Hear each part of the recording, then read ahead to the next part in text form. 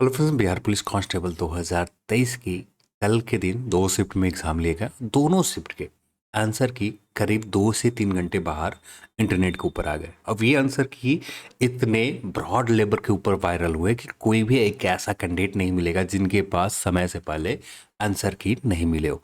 और किसी भी आंसर की को आप कम से कम 5 से 7 बार पढ़कर भी चले जाते हैं, याद करने की जरूरत भी नहीं है। आप सिर्फ पढ़कर भी चले जाते हैं तो ऑप्शन देखते के साथ आपका सही आंसर टिक लग जाते हैं। यदि आप 100 में 100 अटेम्प्ट किए, एक दो चार गलत हो सकते हैं। 94 96 के आसपास लोग जो 100 आंसर की बाहर निकल कर आ रहे हैं। अब ये उसमें कितना सही है कितना गलत है, ज़्यादातर प्रश्न जो भी प्रश्न पूछे गए कल के दिन एग्जाम हॉल में, सारे प्रश्न उसी प्रश्न के आंसर थे। हो सकता है कि बनाने में कुछ गलतियां हो आंसर की में, नहीं तो ज़्यादातर यानी जितने भी कैंडिडेट एग्जाम हॉल में जा रहे हैं वे सभी के स्कोर 90 से ज़्यादा आ रहे हैं। कल के दिन का तो ये हालात रहे, आज के दिन के शिफ्ट के क्या होते हैं ये अलग बात है। तो यहाँ पर पेपर एक तरह से तो ओवरऑल बहुत अच्छा लेवल का पेपर पूछे गए। कोई दिक्कत नहीं था, आसान थे, ना ज़्यादा टफ थे। आसानी से जितने भी कैंडिडेट बिहार पुलिस कांस्टेबल के एग्ज़ाम देने जा रहे हैं उनके लिए कोई इशू नहीं आने वाले थे। पर मेन इशू है कि एग्ज़ाम सेंटर को बिहार एसएससी और सीएसबीसी कोई अच्छे तरीके से मैनेज नहीं कर पाए। अब यहाँ पर ज़रूरी है कि सीएसबीसी को एक नए माध्यम को चुनना बहुत ज़रूरी है। हाँ, ऑनलाइन में भी धांधली होते हैं, पर ऑनलाइन में धांधली एक स्पेसिफिक बस कुछ कैंडिडेट के ऊपर लिमिटेड रह जाते हैं। और कुछ कैंडिडेट के ऊपर जब लिमिटेड रह जाते हैं तो यहाँ पर वैसे कैंडिडेट जो थोड़ा सा मेहनत कर रहे हैं उनकी मान लेते हैं, जो मेहनत नहीं करने वाले कैंडिडेट हैं उनके पास आंसर किया आ चुके हैं। और जो मेहनत करते हैं वे इंटरनेट के ऊपर उतना ध्यान नहीं दिया, सोचा कि मेहनत इतना कर रखा है, अब मेहनत से बेचारे 80 के आसपास सही कर रहे हैं। और जो नहीं मेहनत करके गए उनके पास आंसर की समय से पहले मिल गए, और आंसर की समय से पहले मिलने के बाद उनका सही कितने हो रहे, 90 से ज़्यादा सही हो रहे। अब यहाँ पर वैसे कंडीशन में वैसे करने जो मेहनत करने वाले हैं वो तो बाहर ही होंगे, उनके पास कोई ऑप्शन नहीं रह जा रहा। अब वे 80 से ज़्यादा सही नहीं कर सकते, और 80 के करीब सही तब किया जब जब से फॉर्म आए तो कोई ऐसे का टाइम खाली नहीं छोड़ा जहां पर उन्होंने पढ़ने के ऊपर ज़्यादातर समय अपना दिया है। अब मेहनत करने के बाद अब यहाँ पर ऑनलाइन एग्जाम इसलिए ज़रूरी है। ऑनलाइन में भी धांधली होती है, ऑनलाइन में धांधली नहीं होती है ऐसा नहीं है, ऑनलाइन में धांधली होती है। पर ऑनलाइन धांधली में सिर्फ स्पेसिफिक कुछ कैंडिडेट के ऊपर आ जाते हैं, यहाँ पर सारे कैंडिडेट के ऊपर नहीं रहता। जबकि बात करें ऑफलाइन एग्जाम में, तो ऑफलाइन एग्जाम में एक डिमेरिट ये है कि एग्जाम सेंटर बहुत हद तक मैनेज कर लिए जाते हैं। जैसे आप अपने डिस्ट्रिक्ट के जाकर देखो तो आप कुछ ना कुछ न्यूज़ सुना होगा। जैसे मैं अपने डिस्ट्रिक्ट की बात करूँ, यहाँ पर सुनने में ये आ रहा है करीब करीब 2 एग्जाम सेंटर मैनेज किए गए, और वहाँ से सही सही 2 घंटे पहले आंसर की लोगों को बताया गया। और आंसर की इस तरह से नहीं बताया गया कि भैया आओ बेचने जा रहे हैं, पर स्पेसिफिक जो कैंडिडेट ने लिया, अब उन कैंडिडेट में से किसी का दोस्त होगा कि भाई मेरा दोस्त है, अब मैं तो खरीद लिया है, अब अपने दोस्तों के पास शेयर करना बहुत जरूरी है। तो अब इसके वजह से एक कैंडिडेट ने खरीदा, ठीक है, दूसरे कैंडिडेट के ऊपर सिर्फ दोस्ती निभाने के लिए शेयर किया। अब दूसरे कैंडिडेट का भी कोई ना कोई दोस्त तो होगा, अब इसी तरह से शेयर होते गए, 3 4 शेयर जाते जाते किसी टेलीग्राम चैनल के ऊपर आ जाते हैं। अब यहां पर इसका ओरिजिन पता करना, अब यदि ओरिजिन पता भी कर लेते हैं तो क्या निकल कर आता, सिर्फ ये कैंडिडेट पकड़ाएगा। अब इस कैंडिडेट से यदि ये पता चल जाता किस सेंटर से पेपर लीक हुए, तब जाकर ये सेंटर का, अब कितने सेंटर को आप समझाओगे।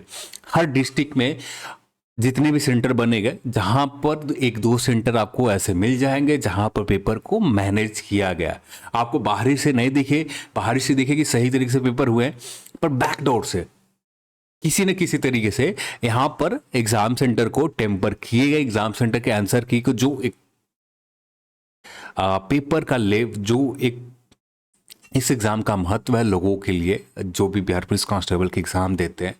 महत्व इसलिए है कि बहुत सारे ऐसे अभ्यर्थी हैं जो लंबे समय से मेहनत कर रहे हैं, और मेहनत करने के बाद बस इसी से लिए मेहनत कर रहे हैं कि यहाँ पर कुछ ना कुछ हो जाए। तो यहाँ पर वैसे मेहनत करने वाले अभ्यर्थियों के लिए थोड़ा सा बहुत ज़्यादा नुकसान होता है। अब वे उनका एज भी लैप्स कर रहा है। अब यहाँ पर कोई एज 37 ईयर तो है नहीं कि लोग यहाँ बिहार पुलिस कांस्टेबल के बार बार एग्ज़ाम देते रहेंगे। उनके पास लिमिटेड समय है। अब इस लिमिटेड समय में ही बिहार पुलिस कांस्टेबल क्लियर करके एक सीट अपने लिए पक्की करनी है। और जब इस तरह से ऑफलाइन एग्जाम में आंसर की लीक होते रहेंगे, आयोग के पास दो ऑप्शन रहते हैं, या एग्जाम को ऑनलाइन कंडक्ट करवाएं या प्रतिदिन 1 से 2 लाख से ज़्यादा कैंडिडेट की एग्जाम ना लेंगे। वैसे ही सेंटर को सेलेक्ट किया जाए जहां पर उनके ऊपर किसी भी तरह का मतलब किसी भी तरह का धांधली का, पेपर लीक करने का कोई भी आरोप नहीं हो। तो यहां पर यह जरूरी है कि वैसे सेंटर को सिर्फ सेलेक्ट करने जाए। अब यहां पर जैसे हर डिस्ट्रिक्ट में जाकर देख ले, 1-2 सेंटर आपको मिल जाएंगे मैनेज हुए, तो अब वहां पर वैसे सेंटर को आप सेलेक्ट कर रहे हो, तब वहां पर तो ये धांधली होंगे ही होंगे। आपके पास कोई ऑप्शन नहीं रह जाता। अब ये धांधली अच्छे लेवल पर हुए, इतने लेवल पर हुए कि पहले शिफ्ट से यदि इस एग्जाम के रिजल्ट दिया जाए तो कट ऑफ 92-93 के करीब रहेंगे बिहार पुलिस कांस्टेबल के। इससे बिलो का उम्मीद नहीं के बराबर, क्योंकि ज्यादातर प्रश्न जो पूछे गए सारे प्रश्न के आंसर की बाहर निकल कर आ गया। अब बात है इस खबर के ऊपर, तो बिहार पुलिस में 21,391 पदों पर भर्ती रविवार को हुई पहले चरण की लिखित परीक्षा के दौरान रामकृष्ण द्वारिका आरकेडी कॉलेज में 6 अभ्यर्थियों को गिरफ्तार किया गया। उनके पास से प्रश्नों के लिखित आंसर मिले, उन आंसरों को प्रश्नों से मिलाया गया तो लगभग सही प्रश्न के आंसर मिल गए। यहाँ तो लगभग आप पेपर वाले ने शब्द को यूज किया, पर यहाँ पर बात करें ज्यादातर 1-2 प्रश्न तब गलती हुए कि उन्होंने बनाने में गलती की, नहीं तो जितने भी प्रश्न पूछे गए सही के सब सही थे, चाहे फर्स्ट शिफ्ट हो या सेकंड शिफ्ट हो। तो केंद्राधीक्षक ने 6 अभ्यर्थियों को ओएमआर सीट प्रश्न पत्र के साथ कंकड़बाग पुलिस के हवाले करने के बाद प्राथमिकता दर्ज कराई है। अब यहाँ पर तो ये लेवल रहा कंकड़बाग पुलिस का। अब यहाँ पर ऐसे डिस्ट्रिक्ट जहां पर जो सेंटर मैनेज किएगा उनको कौन पकड़ेगा? वो तो हाईलाइट में भी नहीं है, वो बैकडोर से काम किया, किसी के नजर में भी नहीं आए, पैसे भी कमा लिए, उन कैंडिडेट को मदद भी कर दिया जिनको स्पेसिफिक, जिनसे इनको पैसे मिले और इनका आसानी से काम बन गया। तो यहाँ पर बहुत जरूरी है कि एग्जाम को ऑनलाइन कंडक्ट करवाया जाए या ऑफलाइन एग्जाम कंडक्ट करवाया जा रहा है तो प्रतिदिन 2 से 3 लाख से ज्यादा कैंडिडेट को, ज्यादा से ज्यादा 2 से 3 लाख कैंडिडेट से ज्यादा एग्जाम ना लिया जाए। जैसे ही 3 लाख से ऊपर जाता है, एग्जाम सेंटर मैक्सिमम रखने पड़ते हैं। मैक्सिमम एग्जाम सेंटर रखने की वजह से कुछ ना कुछ ऐसे सेंटर आ जाते हैं जहां पर एग्जाम सेंटर को मैनेज करना, एग्जाम सेंटर के ऊपर जो पेपर आया उसे टेम्पर करना उतना मुश्किल काम नहीं। वो रिस्क हमेशा लेते आए, यहां पर भी रिस्क लोग ले रहे हैं। अब ये अभ्यर्थियों में से आंसर की नकल कर रहे थे। अब इसी दौरान विचक के अभी ऐसे थे कि जो जिनके पास आंसर की आ गए, जो रट्टा मारना नहीं जानते, जो 5 मिनट ध्यान लगाकर पढ़ना नहीं जानते, ऐसे लोग के आंसर की मिल गए। और जो अच्छे कैंडिडेट हैं, जो थोड़ा सा भी मेहनत करें, यदि उनके पास आंसर की पहुंच जा रही है, ज्यादातर के पास पहुंचे हुए हैं, पर कुछ ही ऐसे कैंडिडेट होंगे जिनके पास नहीं पहुंचे होंगे, अब उनके पास पहुंच जा रहे हैं। वो सिर्फ 5 बार भी आंसर की को पढ़ कर चले जाएं एग्जाम हॉल में, सारे के सारे अटेम्प्ट लेकर आ जाएंगे। तो यहां पर जो पेपर लीक हुआ है, अब देखने में आपको लगेगा बहुत छोटा हुआ है कुछ ही सेंटर पर देखने में, पर जो ब्रॉडर लेवल के ऊपर लीक हुआ है, हम अपने एरिया की बात करें, कोई भी ऐसे कैंडिडेट नहीं थे जिनके पास आंसर की मोबाइल फोन के ऊपर आया नहीं था। लगभग 7:30 से आना स्टार्ट हुआ, जो आंसर की लगभग 8:30-9 बजे के करीब सारे कैंडिडेट के पास फैल गए। जब एक के पास आता है, सामने वाला का देखता है कि हाँ पढ़ रहा है, तो वहां पर दूसरे के पास अब कैंडिडेट आपस में साझा करके सारे लोगों के पास आ जा रहा है। अब इससे ये हो रहा है कि कट ऑफ डाउन तो होंगे नहीं, खुद शॉर्ट लिस्टेड नहीं होंगे और दूसरों को भी शॉर्ट लिस्टेड, जो मेहनत करें उनको भी शॉर्ट लिस्टेड नहीं होने देंगे।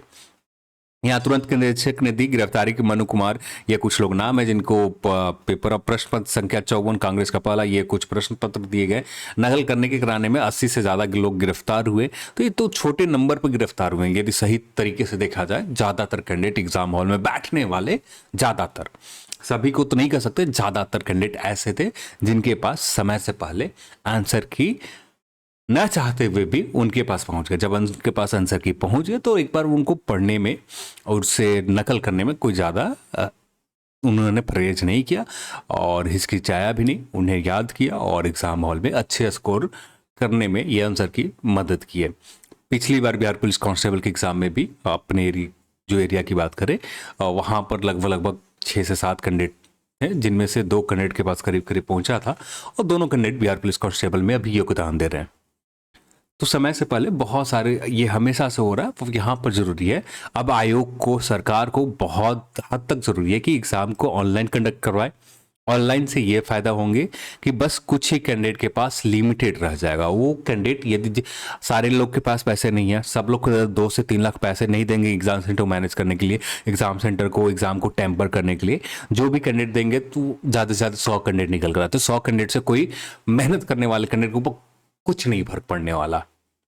वो 100 कैंडिडेट अपने रनिंग में फेल हो जाएंगे, कुछ तो कुछ उनकी जो मेहनत है रनिंग में चला जाएगा, कुछ लोग शॉर्ट लिस्ट होकर चले जा सकते हैं, ज़्यादातर लोग मेहनत करने वाले ही candidate Bihar police constable qualify करेंगे। तो ये जरूरी है कि यहाँ पर अब आयोग को सोचने की बहुत ज़्यादा ज़रूरी है कि एग्ज़ाम को ऑफलाइन कंडक्ट करवाएं। यदि ऑफलाइन कंडक्ट करवाते हैं तो 1 से 2 लाख से ज़्यादा कैंडिडेट को एग्ज़ाम देने ना दें, बस 1 से 2 लाख ही एग्ज़ाम सेंटर को मैनेज करें। 1 महीना एग्ज़ाम कंडक्ट हो तो 1 महीना ही खींचे, और इसके अलावा इनके पास कोई ऑप्शन नहीं है। दूसरा ऑप्शन है कि ऑनलाइन एग्ज़ाम कंडक्ट करवाएं, क्योंकि एग्ज़ाम सेंटर आप कितना भी चाह लोगे, कोई ना कोई किसी न किसी के मन में लालच आएंगे ही आएंगे। और ग्रीड इतना, अब सबका कोई ऑब्वियस सा रीज़न है, ये कोई बुरी बात नहीं है कि लोग ग्रीड नहीं होने, कलयुग है, कलयुग में सबके पास ग्रीड है। आप कैंडिडेट के पास ग्रीड है, कैंडिडेट के पास आंसर किया है तो वो आंसर की चाहते तो रिपोर्ट भी कर सकते थे। सारे कैंडिडेट ने रट्टा मार के गए, तो कैंडिडेट भी एक जगह गलत है और एग्जाम सेंटर वाले तो अपने जगह पर गलत हैं। तो गलत यहाँ पर कोई निकल कर भी नहीं आते। आयोग भी अपने जगह पर एक तरह से देखोगे तो सही, ये लोग भी हैं। तो दोनों तरफ से कैंडिडेट के भी देखो, अभी हल्ला वे लोग कर रहे हैं जिनके पास आंसर की नहीं है, हल्ला वे लोग नहीं कर रहे हैं जिनके पास आंसर की आ चुके हैं। उनके पास बस उन्होंने पैसा इन्वेस्ट यहाँ पर नहीं किया तो फ्री में उनके पास आंसर की आ गए, बस वे भी हल्ला नहीं कर रहे। तो यहाँ पर एक तरह से बटे हुए हैं लोग, यानी जो मैक्सिमम कैंडिडेट है जिनके पास आ गए वे शांत है, जिनके पास नहीं आए वे बात कर रहे हैं कि पेपर लीक हुए। पेपर लीक हुए हैं, अब यहाँ पर किसी को फायदा नहीं होने जा रहा, क्योंकि सब लोग एक साथ खड़े होंगे नहीं। जिनके पास आंसर की जो लोग खड़े होते उनके पास पहले ही आंसर की ऑलरेडी पहुंच चुके हैं, तो अब कोई खड़ा होने वाला कैंडिडेट है नहीं। पेपर लीक ऐसे ही हुए, आगे चलकर फिर से पेपर लीक होंगे, अब ऐसे ही ये जो साइकिल है चलता रहेगा। तो चलिए, उम्मीद करता हूँ कि इस वीडियो को आपने शुरू से अंत तक देखा तो कुछ अच्छी बातें लगी तो लाइक करें, शेयर करें और दोस्तों के साथ शेयर करना बहुत जरूरी है। चलिए, आज के इस वीडियो में इतना ही, और इस वीडियो को देखने के लिए आप सभी को बहुत बहुत धन्यवाद। जय हिंद।